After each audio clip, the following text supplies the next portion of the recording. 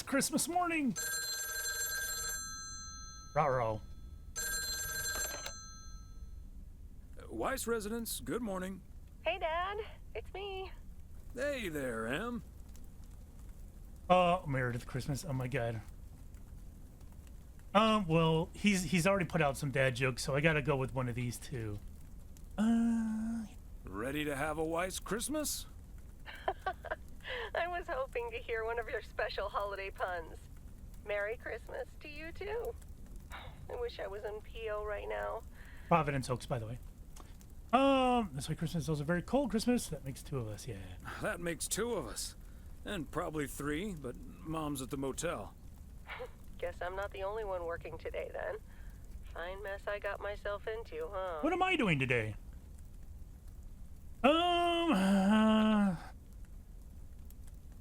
Do you want my 2 cents, or shall I just listen? I reckon I already know what you're thinking, and you're probably right. I'll be okay, Dad. Work's progressing nicely, actually. And Tess is coming over later. She's also stuck here. We're going to try to cook up some semblance of a Christmas meal. Well, that's good to hear, Em. But I'm glad the other M will be in charge of my Christmas dinner. Can't disagree there. Her lemon mashed potatoes alone blows all my cooking out of the water. Lemon? Oh, that reminds me. Try that. I need to try to pry that secret recipe out of her. Me too. I'm gonna call her at the motel right now. Thanks for talking, Dad. And Meredith Christmas. She stole my pun. Missile Thomas wishes you the same. Oh, I did not hear that. Love you. So what am I doing today then? If I am not working, I'm assuming I'm not working. Oh, is it going straight to dinner? Oh, Mildred, it is. You shouldn't have. We already have the most beautiful pair of Christmas sweaters in the world. And now we have 2 sweaters each. You must have put so much work into them. Is that cat lady? Please don't It is. mention it, dearie. Knitting sweaters can be quite straining, but knowing how happy they make you always makes up for it. Boy. Well, we're so grateful. Right, Thomas? Thank you, but I think you should not do this again. Oh, that would be an awful thing to say. I'm not going to say that. They're beautiful. Thank you so much, Mildred. Especially like that our sweaters have the same pattern. They're so comfy and colorful. If only it was Christmas every day. Don't say that. Oh, Thomas, that makes me so happy to hear. She I got a can't big old necklace, wait too. to start working on next year's designs. Oh boy. I've also made sweaters for Frank and Jack and Robert and Bert, but they all said that wool gives them an allergic reaction. Isn't that a coincidence? It does me too, by the way. Beth, I hope you aren't allergic to wool. You're not going to believe the coincidence, Mildred, but yes, I actually am. And it's such a shame. If only I, too, could celebrate Christmas wearing one of those beautiful sweaters. Anyway, Emily, would you be a darling and pass me the peas, please? Peas? I don't... Oh, you mean the string beans. I suppose peas would have gone lovely with the meal as well, now that you mention it. Right, Thomas?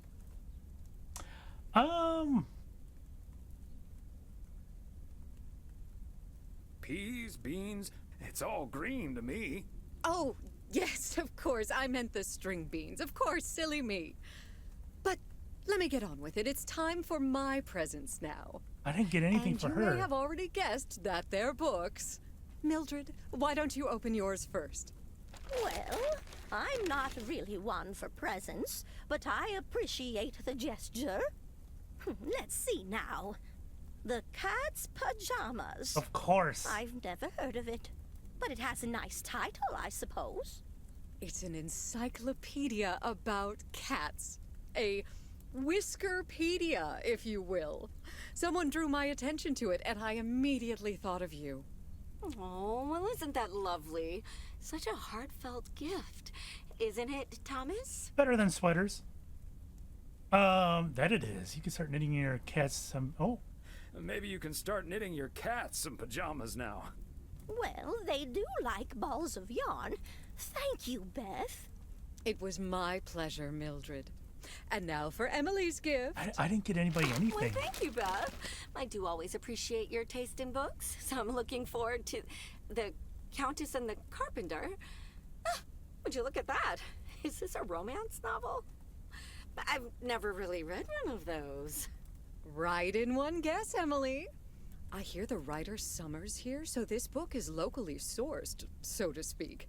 And, dare I say it, the prose is quite compelling in the romance department. What does that If mean? you catch my drift. I think I do. All right, that's a Maybe little or weird. Something else. Thank you. This will certainly get a nice spot on our bookcase. I think she just suggested there's softcore porn in that book. I don't think I'll ever read it, but sure, good to know the romance department is in our bookcase now. Ah, good to know the romance department is in our bookcase now, so I'll know where to find it. Well, I'm looking Awkward forward laugh. to reading it already. Thank you so much, dear Beth. You're welcome, Emily. I'm sure you'll love it. Okay, Thomas, it's your turn now. Let's see. Crazy sports facts, too. Even more crazy sports facts. I mean, at least that's a little fitting. He does like sports. Oh, he doesn't have part 1. Oh, well, that is a little weird then. Why would you? All right, this lady's weird. But I'm gonna be polite. Whew, boy, I love this stuff. I'm actually reading part 1 at the moment, so I can tuck into this straight after. Thanks, Beth. You're welcome, Thomas. And you're right, there's some fascinating tidbits in part 1 as well.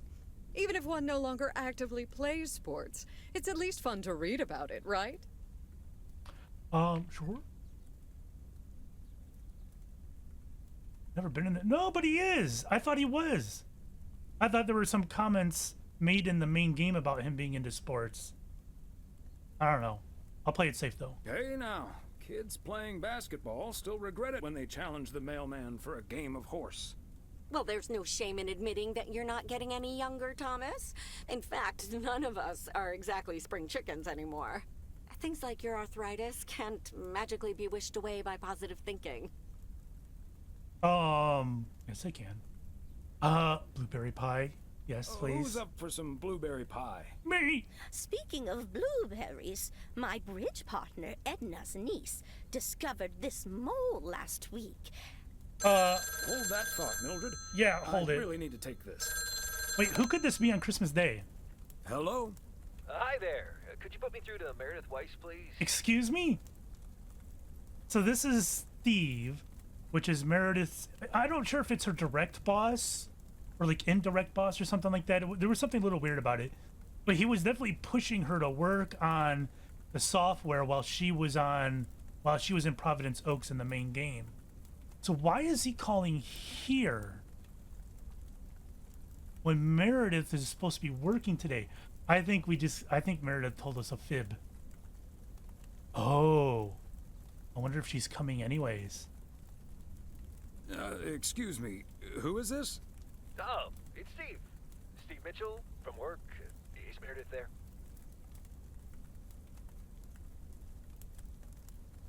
You're talking to her father in Oregon. She's at home, celebrating Christmas? Wait, what? Christmas? Oh my gosh. I'm sorry to bother you. Is it Christmas already? Gosh, I totally missed that. I've been pulling a couple of all-nighters. I'm gonna splash some water on my face. Sorry again, Mr. Weiss. Enjoy your evening. Bye. Merry God. Christmas. So wait, why did he call this number? That's a little Everything weird. okay, honey? That silly boss from Meredith's work called for some reason or other. Never mind. Beth, you were saying? No, she wasn't. I wasn't, actually, but I was looking for a way to say this, and now's as good a time as any, I suppose. My dear friends, I am leaving Providence Oaks. Oh, is that why she's not in the main game? What? You're what? What's that, dear? Why? Well, before we move on to the sad part, let me first tell you the good part. Ladies and gentlemen, I am going to be a grandmother. Oh, Beth, that is amazing. Well, I'll be. Whose mother? Oh my I mean, god. what great news. Yes, my son Daniel and his wife are expecting. Isn't that wonderful? But, and here's the proverbial kicker. You may remember that they moved to Savannah, Georgia a few years ago. So if you put 2 and 2 together... They're having. This is totally something you would say. They're having quadruplets? I'm joking, of course. That's great, Beth. I'm so happy for you. That is marvelous, Beth. Congratulations. I wish you and your family all the happiness in the world. But I'll miss you something terrible. We all will. But we have to toast to the good news. Thomas, go pour us some brandy and I'll get the pie. Yep, can't forget the pie. Thomas, would you have any antacid? Listen, That lady. eggnog is starting to stir up something indiscreet. Disgusting. Ugh. You had me at brandy. Now, let's celebrate this wonderful evening, ladies. Here's to a lovely old Christmas spent with good friends. And pie. Here, here. Don't forget the pie. Here.